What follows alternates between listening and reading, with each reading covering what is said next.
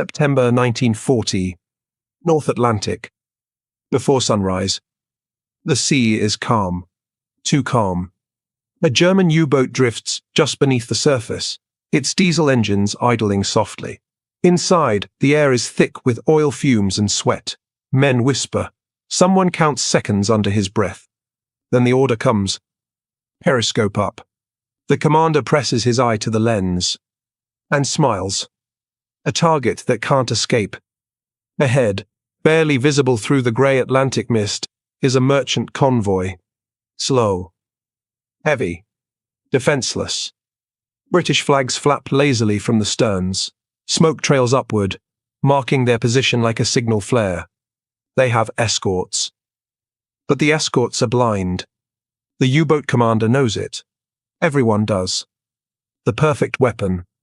German submarines are not just ships. They are hunters. Silent, invisible, patient. A single torpedo can erase months of shipbuilding. A single patrol can starve an island. Inside the control room, officers move with practiced calm. Depth is adjusted. Gyros are set. Torpedo tubes are flooded. This is routine now. Too easy. The war no one sees.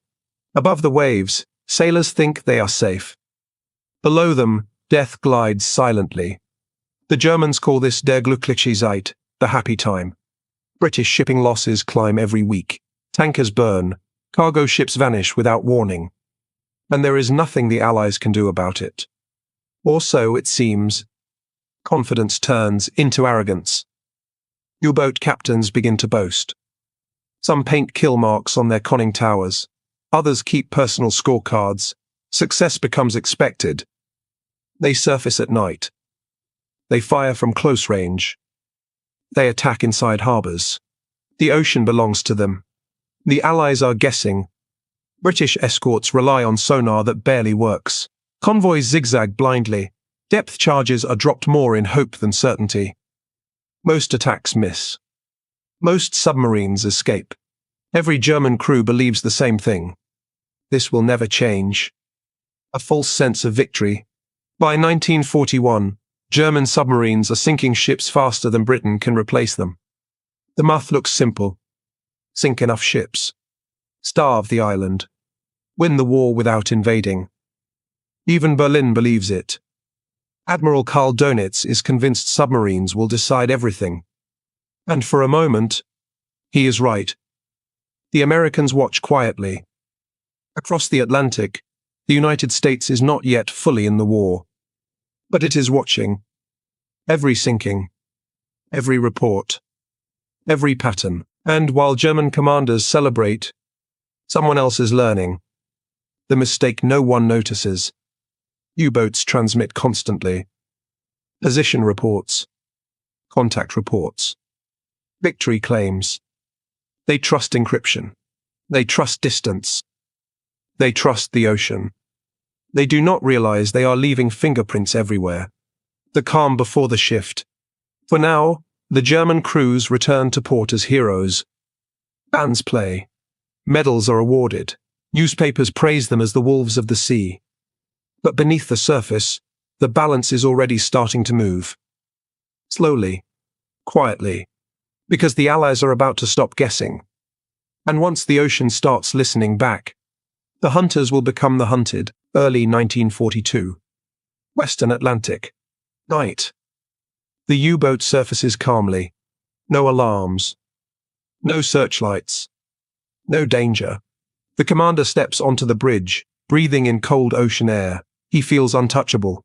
Out here, the war still belongs to him. Below deck, the radio operator taps out a message. Another sinking. Another success. Another report sent home. The signal disappears into the dark sky. And somewhere far away, someone hears it. The invisible trail. German submarines believe they are ghosts. But ghosts leave traces. Every radio transmission carries more than words. It carries direction, strength, timing. The U-boat crews do not know it yet, but they are shouting their position into the ocean. And the ocean is full of ears now. America enters the war. After Pearl Harbor, everything accelerates. The United States is no longer watching. It is hunting. American ports burn as submarines strike ships within sight of the coast. Cities keep their lights on. Tankers glow against the shoreline like targets painted by God himself. U-boat commanders can hardly believe their luck. They attack at will. They surface to fire deck guns. They joke that America is naive. This arrogance will cost them everything. The quiet rooms. Far from the ocean, in windowless buildings, Americans work around the clock. They are not sailors. They are engineers, mathematicians, radio specialists. They are learning how to hear submarines without seeing them. High-frequency direction finding. HFDF. HFDF. Each transmission gives a bearing. Enough bearings give a fix. Enough fixes reveal patterns. The ocean begins to shrink. The first shock. A U-boat sends a routine message. Minutes later, destroyers appear. Depth charges fall.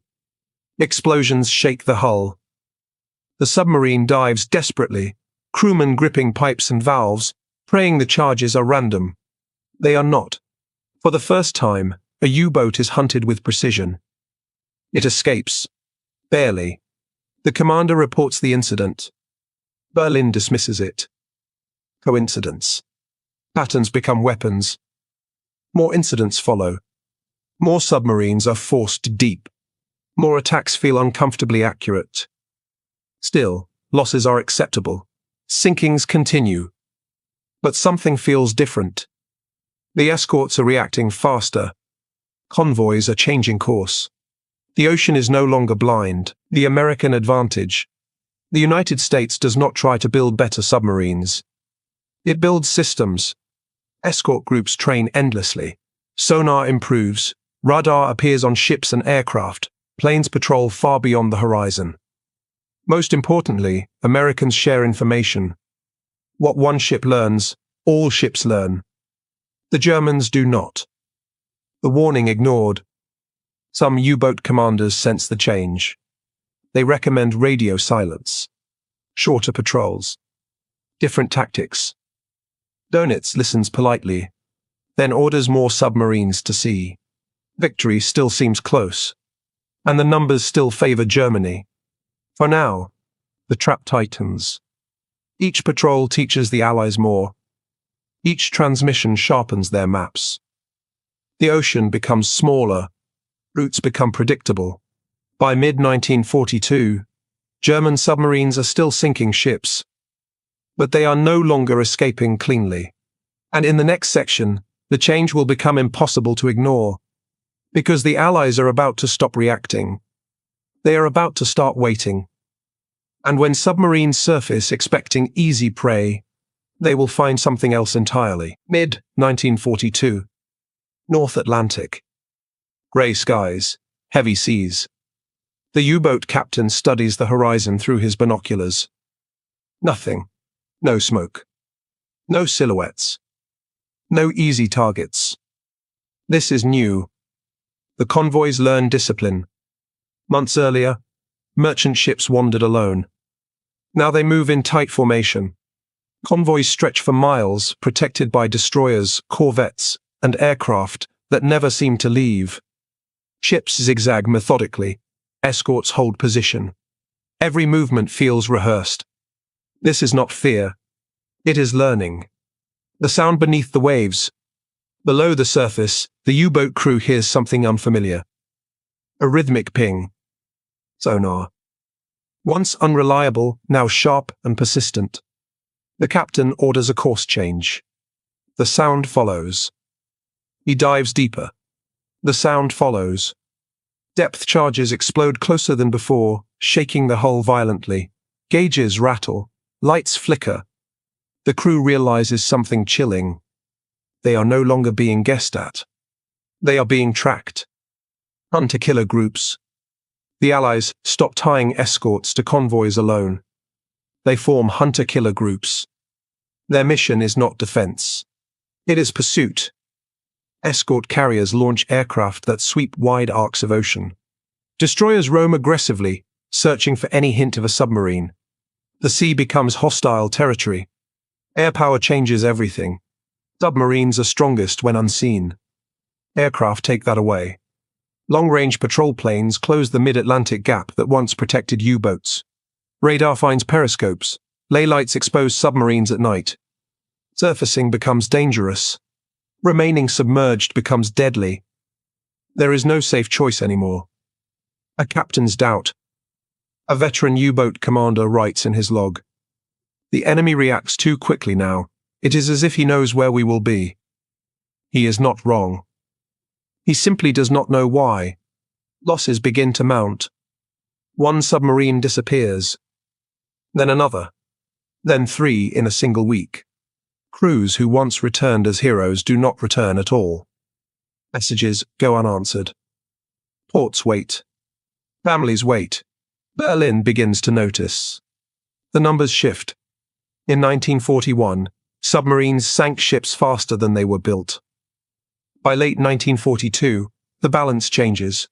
American shipyards launch vessels at an astonishing pace. Convoys grow larger. Escorts multiply. The math no longer favors Germany. The ocean feels smaller. Submarine commanders complain of constant pressure. There is no rest. No quiet patrol. The enemy is always nearby. Listening. Waiting. The confidence cracks. U-boat crews still believe in their mission. But belief is no longer enough. The sea that once protected them now exposes them. And in the next section, the breaking point will arrive. A single year. A single campaign. When German submariners realize that the happy time is over, and the Atlantic will never belong to them again. May 1943. North Atlantic. Relentless weather. Relentless pressure. The radio crackles in Berlin. Report after report. Missing boats. Broken patrols. Aborted missions. For the first time since the war began, Admiral Karl Dönitz does not recognize the numbers in front of him. They are wrong. They cannot be right. The month that changed everything. German submarines have faced danger before. But never like this. In just weeks, dozens of U-boats are destroyed. Not damaged. Not chased away. Gone. Crews vanish without sending a final signal. The Atlantic becomes a graveyard.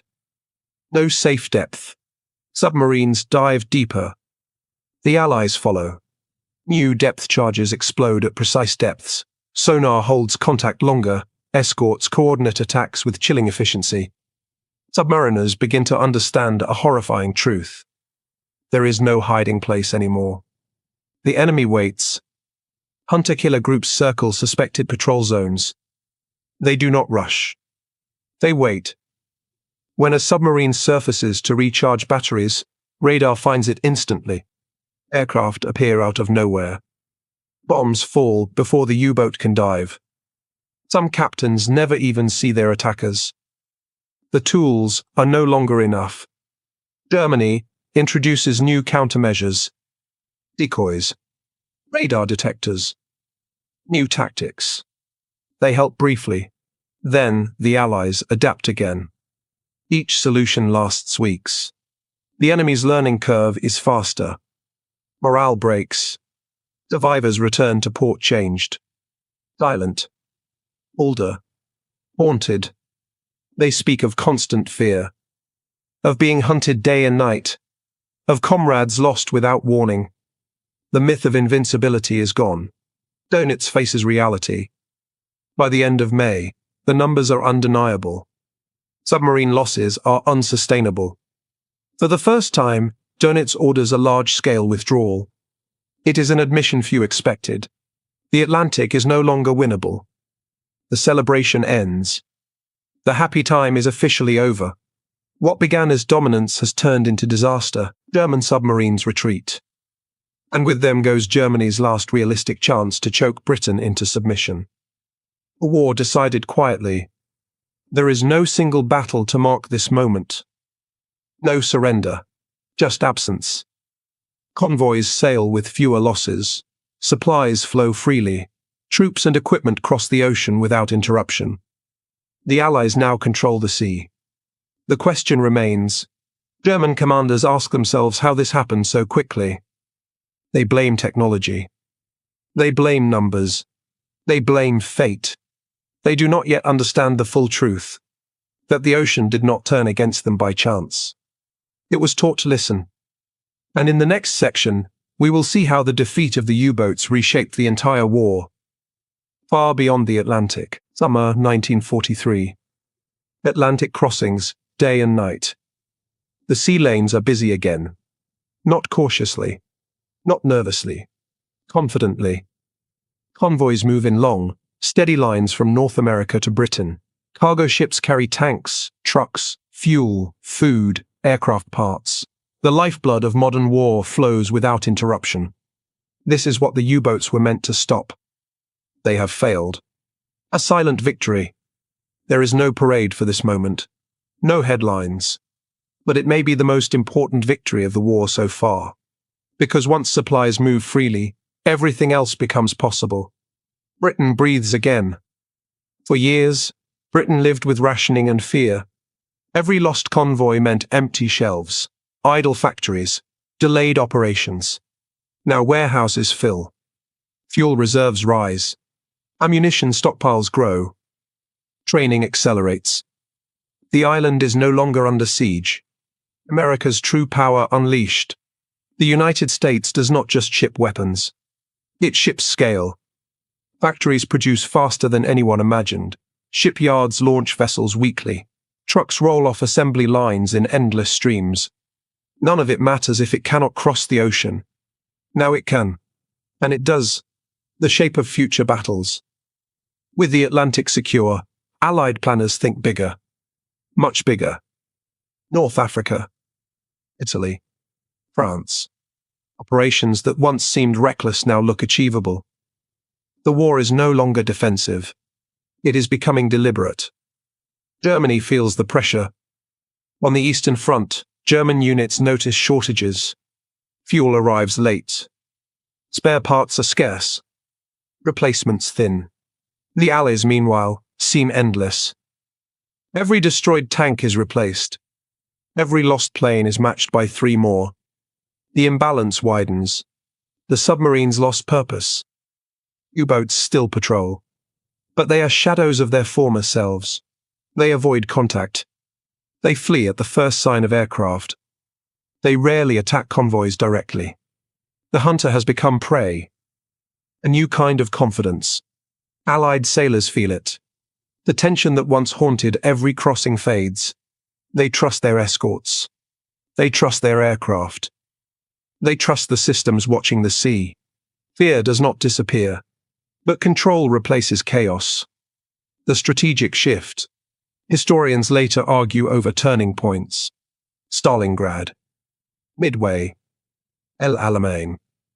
But many quietly agree on this. When the U-boats lost the Atlantic, Germany lost the war. Because from that moment on, the Allies could choose when and where to fight. The unseen chain reaction. Trucks delivered in Britain will one day roll through France. Fuel shipped across the Atlantic will power tanks in Germany. Bombers carried safely by sea will darken the skies over the Reich. All of it begins here, with open water. The lesson written in wake lines. German submariners once believed the sea was their ally. Now it betrays them, not through chance, through coordination, technology, learning. And in the next section, we will see how this defeat echoes all the way to the beaches of Normandy, where the absence of U-boats makes history possible. Early 1944. Across the Atlantic, an ocean crowded with steel. The sea is no longer empty. It is busy. So busy that even veteran sailors struggle to remember when it looked like this before. Convoys stretch from horizon to horizon. Cargo ships move in constant streams. Escort vessels weave around them with practiced ease. Aircraft patrol overhead, never straying far from friendly ships. This is what victory at sea looks like. And Germany cannot stop it. An invasion built on cargo. In Britain, ports overflow. Crates stack higher than buildings. Fuel tanks multiply along the coast. Trucks, tanks, artillery pieces line up in endless rows. Every piece of equipment has crossed the Atlantic safely. Every soldier has arrived because the sea lanes are open. Without this, nothing that comes next is possible. Germany watches powerless. German intelligence knows something massive is coming. They intercept rumors. They see the build-up. They read reports from occupied Europe. But they can do nothing about it. Submarines that once prowled freely now hesitate to leave port. Those that do rarely return. The Atlantic has become an Allied highway. The final role of the U-boats. New submarines enter service. They are quieter, faster, more advanced. But they arrive too late. Crews are inexperienced. Training is rushed. Fuel is scarce. When these boats encounter Allied patrols, the outcome is usually the same. Detection. Attack. Loss. The technological race is over. The day the ocean decides the war, June 1944, arrives. D-Day. Thousands of ships cross the English Channel in broad daylight. Transports, destroyers, landing craft. They are not hunted. They are protected. German submarines attempt to intervene.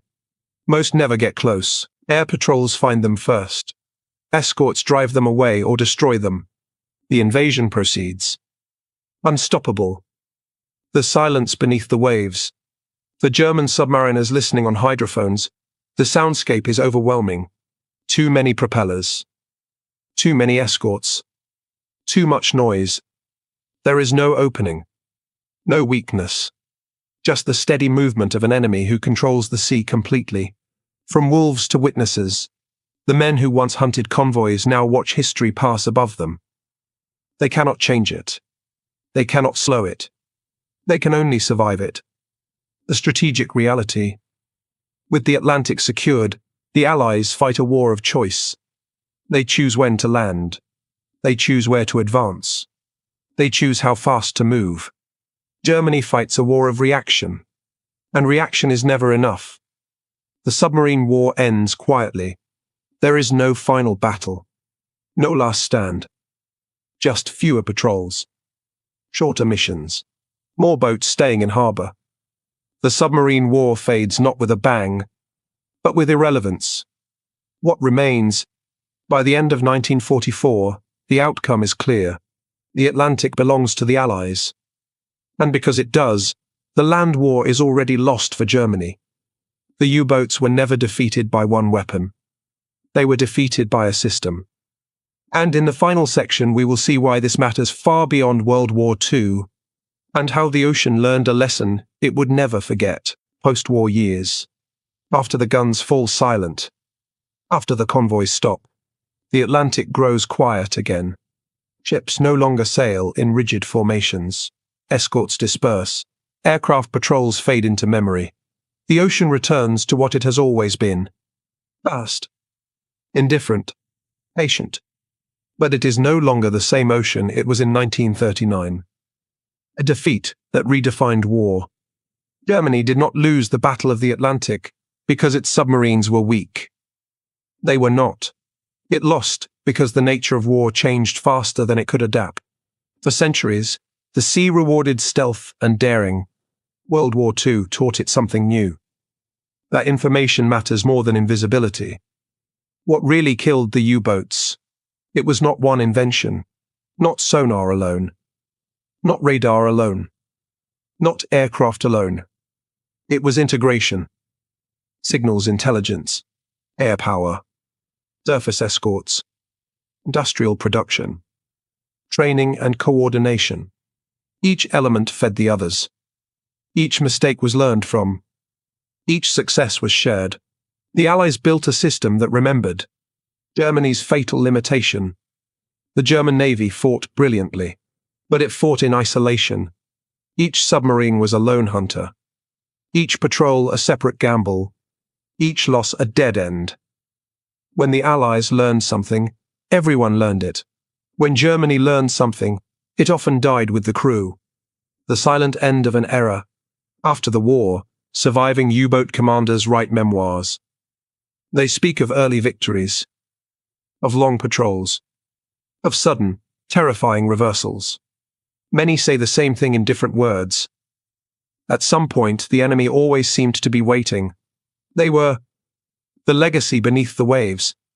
Modern navies study the Atlantic War obsessively.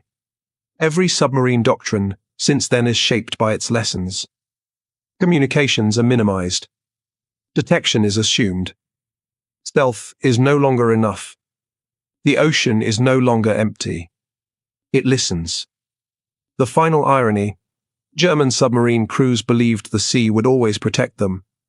That depth and darkness were eternal allies. They never imagined the enemy would learn to hear through miles of water. They never imagined that every message they sent made the ocean smarter. How the war was really won. The Battle of the Atlantic was not decided in a single clash. It was decided slowly. By patience. By data. By refusal to give up. And by the understanding that wars are not won by heroes alone, but by systems that improve faster than the enemy. The closing thought: German submariners celebrated early. For a time, the ocean belonged to them. Then America learned how to listen. And once the ocean learned to listen back, there was nowhere left to hide.